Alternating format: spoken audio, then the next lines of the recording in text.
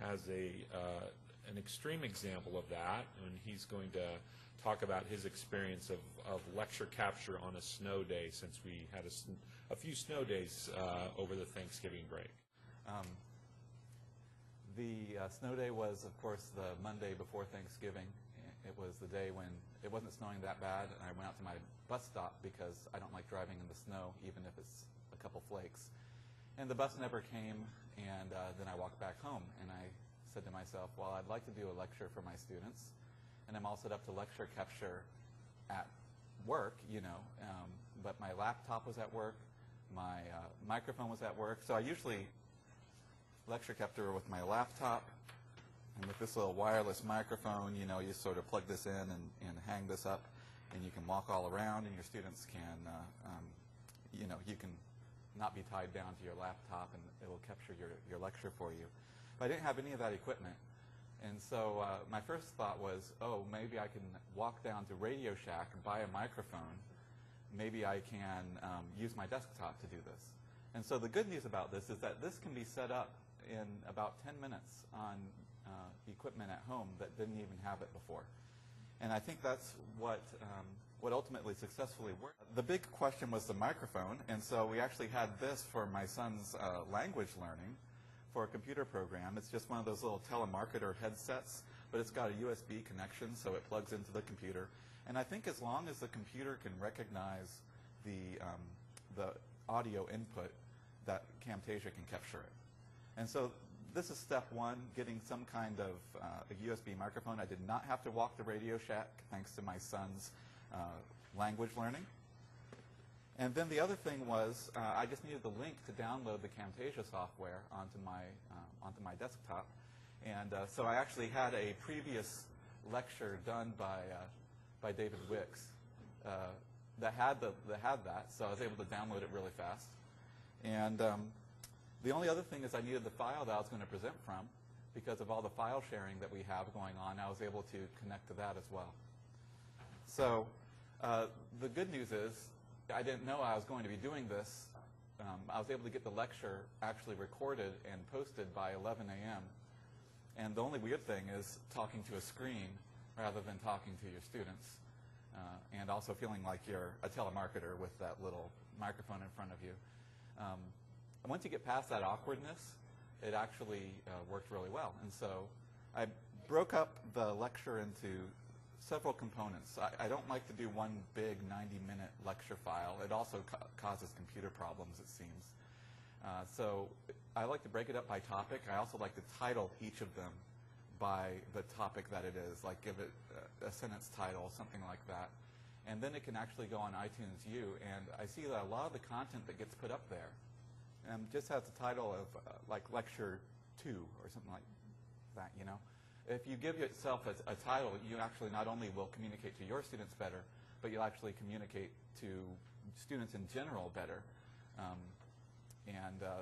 The story I have about that is that I've been putting content, lecture capturing and putting the content onto iTunes U for a while now. I have a student who came to me after finals, before I graded finals, so I'm not sure how much of that feeds into this. But he told me that his dad was on a plane trip sitting next to a University of Michigan medical student, and the medical student, they got to talking about how his son was in biochemistry, and the medical student's like, oh, I'm studying biochemistry, and I'm taking this class, and I'm also listening to some lectures online. It turns out that this University of Michigan student, who happened to be sitting next to my student's father, was listening to my lectures online. So you never know who's listening. I guess that's good and bad. So the thing is, the lecture capture is a little bit more effort. A lot of the Camtasia software is automatic. Once I got it installed on my desktop, I just needed the internet connection, and it would actually download, process automatically. About 75% of the time it works without a hitch. 25% of the time David has to go back and kick it or something like that. But ultimately, it's a system that's worked out really well for me. I think that's the gist of my story. Are there any questions about like setting it up in a strange situation? The question is, how do I contact my students to let them know that this was going on? Right.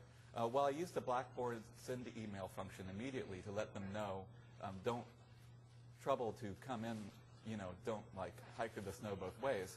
But also, there were some students who might have already been there, so I asked the AA to put a sign on the door. And I tried to get the lecture up in time, just in case there were students who showed up and were like, why is nobody here? Then they checked their email. There was actually a lecture ready. I don't know if any students actually did that. I just know that they covered the material however they did it. I don't know exactly.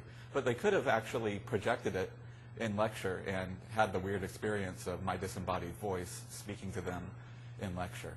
I also had a student, I wanted to encourage the feedback, which of course you don't get if you're just talking to a computer.